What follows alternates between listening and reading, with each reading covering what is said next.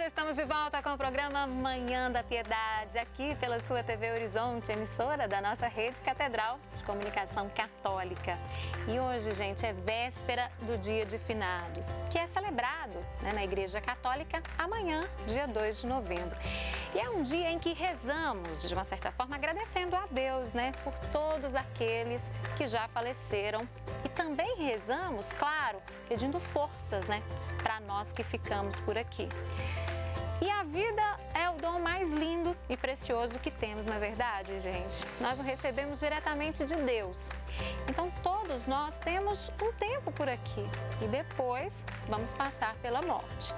Há pessoas que não gostam sequer de ouvir falar a palavra morte, ou falar em perdas também, mas nenhum de nós é eterno. Todos temos conhecimentos, e conhecemos também alguém especial que já se foi. E um dia nós também iremos. O processo de superar a perda de alguém é muito sofrido. E é mais sofrido quando é uma criança ou alguém muito jovem, ou de uma forma trágica também. Não é fácil, Você que está nos acompanhando já deve com certeza ter passado por isso, de perder uma pessoa especial. Mas tem gente que já passou por isso e desta dor, gente, conseguiu extrair forças para superar e ainda ajudar outras pessoas também superarem as perdas, que deixaram marcas profundamente doloridas e também sofridas.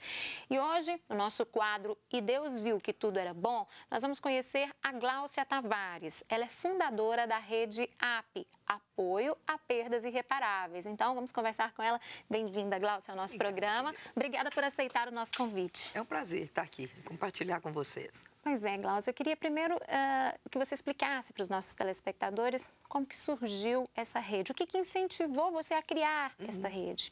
Essa rede nasceu há 20 anos, agora, outubro, completaram-se esses 20 anos, 6 meses depois da morte da minha filha.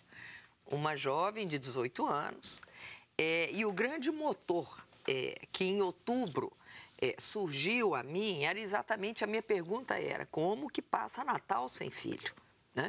Então, essa era a minha questão. Entendendo que é uma celebração que reúne familiares e, uma vez que tínhamos aí a ausência da nossa filha caçula, tivemos, meu marido e eu, então, a ideia de procurar a nossa turma, Também coincidindo com esse período de 6 meses depois da perda imediata, onde houve uma mobilização grande de amigos, de pessoas, mas que, passado esse tempo, as pessoas também retornam à vida e nós temos outros desafios a cumprir. A rotina volta, Volta naturalmente modificada, mas volta, E aí, há 20 anos não tínhamos esse acesso aí às redes, à internet, com a facilidade que a gente tem hoje, mas de pronto a gente identificou a primeira questão.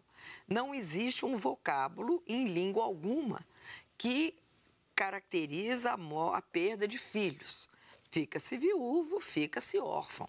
Então, nós não tínhamos uma palavra para definir e para buscar, E aí, não tínhamos também nenhuma referência de pessoas que se reunissem para essa finalidade, Então, o API nasceu em outubro de 1998 como uma experiência, de fato, pioneira no Brasil. Então, reunimos 10 casais que tiveram, naquela época, perda de filhos, Todos perdas de filhos, tá? E à medida, então, que essa rede foi expandindo, ela nasceu, então, dentro da minha casa, Ela foi expandindo para outras cidades, para outras situações, para outros países. E hoje nós trabalhamos nessa rede com pessoas que tiveram perdas de entes queridos, perdas por morte, que necessariamente não precisa até de ser uma ligação consanguínea. Então, amigos, pessoas que são queridas, E temos recebido também, curiosamente, profissionais da área de saúde que têm acompanhado pessoas que também falecem, E esses profissionais também se enlutam, o que até muito pouco tempo isso não era nem algo admissível, A função do profissional era desenvolver e dedicar o seu trabalho ali e não se envolver emocionalmente com a situação, e acabou, né? ali, acabou, né? E hoje temos uma outra forma e eu vejo que até uma maneira muito mais sensível, inclusive de estar disposto, né, a acompanhar outras situações, uma vez que cuida até das próprias dores. E para você começar esse trabalho, como que foi? Quando você viu que tinham mais famílias, outras pessoas passando pela mesma situação que você, de certa forma, foi uma situação que confortou você naquele momento? O primeiro amparo foi o amparo do meu marido, né? Quando, em casal, a gente conversando a respeito dessa proposta e dessa iniciativa, ele dizendo, olha, eu não sei onde que isso vai dar, mas eu estou com você. E eu acho que isso foi um primeiro marco importante. Não é incomum haver, especialmente na relação da perda de filho, rompimento entre casais, situação e culturalmente dizer que a dor da mãe é maior do que a dor do filho e que não existe essa comparação. É uma dor e pronto. É de cada um. E qual que é a maior dor? É que você está sentindo, claro. E não há possibilidade nem de dizer que eu sei o que é a sua dor e nem de dizer que a minha é maior ou menor do que a sua. Não há isso, né? Então, eu acho que a primeira situação que favoreceu muito foi, de fato, essa disposição de nós dois, como casal, nos empenharmos nesse projeto, né? A partir daí, sim, convocarmos pessoas e, curiosamente, a essa época, há 20 anos, da minha família, entre tios e primos, eu era a quinta a perder filho. Falei, gente, mas será que isso é uma sina familiar, né? Compusemos, então, esse primeiro encontro com 12 casais de relações muito próximas à nossa, né? E, a partir daí, essa divulgação, ou essa proposta, ela foi ampliando, tivemos oportunidade, então, de fato, de divulgar esse trabalho.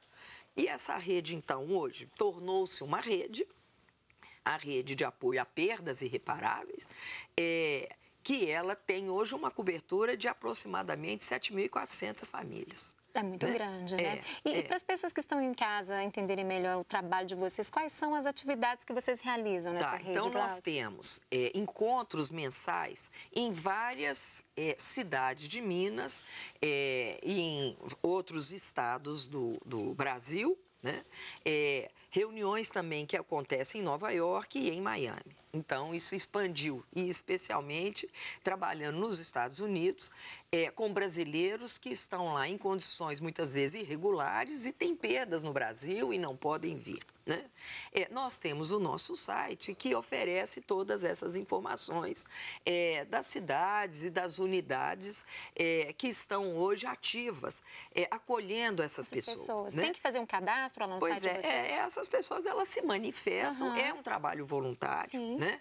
E a gente, então, acolhe essas pessoas, né? Então, num primeiro movimento é isso. Não é um trabalho de terapia, mas é uma proposta terapêutica. À medida, então, né, que existe essa possibilidade das pessoas compartilharem as suas experiências e terem até uma inspiração de como lidar. Não existe com a situação. Não existe regra não definida, tem que ser. Não, né? Mas uma fonte de inspiração, né? Então, o AP, ele nasceu com essas 3 letrinhas, com a proposta, né, do apoio a perdas irreparáveis, que sonoramente também em inglês é um convite para subir, só sobe quem está embaixo, né? O AP que sugere a apicultura, o trabalho da abelha, né? Essa reunião, a formação dessa colmeia, no sentido de entender que dores compartilhadas, elas ficam mais digeríveis. Nunca são iguais, mas temos semelhanças e diferenças. A pessoa vai ouvir a dor de uma pessoa, vai ouvir a história, né? Vai ver que ela não está sozinha. Isso. Então, acho que essa sensação de pertencimento, isso facilita muito, né? Por outro lado, é óbvio que não quer dizer que essa seja a única solução possível, não é. Mas é um trabalho que vem trazendo frutos para muitas pessoas, né? Então, existem essas reuniões mensais. Aqui em Belo Horizonte, nós temos 2 unidades. Existe o AP Matriz, que se reúne aos primeiros domingos de cada mês. Optamos pelo domingo, meu marido e eu, conciliando a nossa agenda de trabalho e considerando que a volta dos passarinhos para o ninho às 6 horas da tarde, quando o ninho fica vazio, dói mais, né? O fato também de optar pelo domingo, no sentido até de não concorrer com outras atividades de interesse, né? Que as pessoas possam ter durante a semana e também no fim de semana, né? Então, a gente mantém. O único mês que a gente desloca a data é dezembro. E a gente celebra, então, o nosso encontro no segundo domingo de dezembro, que é uma data que internacionalmente se celebra a morte do filho. Então, como uma maneira de reverenciar, a despeito da rede hoje, ela não está exclusivamente ligada à questão da perda dos filhos, mas, como eu disse, né, por entes queridos, né? Mas a gente faz e, de alguma maneira, se aproximar também da data do Natal, né, como um fechamento aí do trabalho realizado durante o ano. Tá certo. Né? Nós temos algumas imagens, eu pedi ao pessoal da produção para colocar, né, do trabalho de vocês. Queria que você comentasse. Eu queria chamar a atenção, então, que essa é a nossa terceira logo. Foram alguns trabalhos e, se você observar, essa logo, então, do irreparável, o ir, ele ficou entre parênteses, né? Essa aí é a Temos nossa outras imagens reunião de reuniões, acontecendo, né? De encontros. De encontros que já aconteceram. E a proposta disso, né? Aí são várias cidades diferentes, é isso? São várias unidades. Então, aquela existe ali, ali foi em Lavras, existem vários aspectos aí que estão presentes aí em lugares diversos, né? Aí Rondonópolis, então a gente vem, esse foi no lançamento do nosso livro, esse é meu marido, então, temos aí a edição dos nossos 2 livros, né? Você trouxe, já vai mostrar pra gente também, né? Então, lançamento de livros, encontros, palestras também, Existem palestras que a gente faz. Esse é o nosso segundo livro. E a vida continua. Isso, né? E aqui explicando, então, o que é essa marca nossa, né? Que vai mostrando o amarelo, que representa essa doçura, a conexão, o roxo, que fala dessa transformação, o A, que de alguma forma está dizendo aí dessa triangulação referente a essa tríade da vida, que é o início, o fim e o recomeço, também falando do corpo, da alma e do espírito, né? E chamamos muito atenção para o aspecto do reparável. E a gente chama muito atenção para esse prefixo re. Reconstruir, ressignificar, reorientar, renascer, refletir, né? Porque, de fato, é uma reconstrução. Né? É claro que houve uma ruptura, é claro que tem mudanças, mas evidentemente não é uma mudança que traz uma estagnação. É um recomeço. É um recomeço. Sim. Agora vamos falar dos livros que nós até mostramos nas imagens. Então, todo esse processo levou você, então, a lançar 2 livros. E aí, como psicóloga, eu já trabalhava na situação clínica com as questões das perdas, que estamos todos, né? Quando eu, pessoalmente, me vi diante disso, né?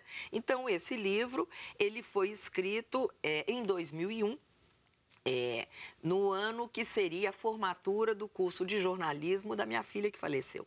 Então, foi uma maneira de também homenageá-la, o do luto à luta, né? Isso foi, então, 3 anos depois da morte dela.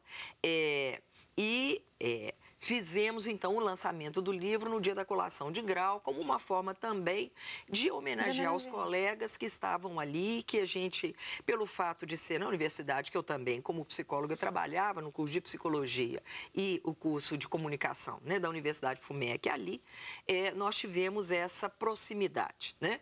Esse livro, então, ele vem sendo reimpresso, fazendo, então, reflexões. É uma obra dividida em 3 partes. Na primeira, eu escrevo como mãe, como cidadã, como psicóloga, e que eu chamo de busca de transformação.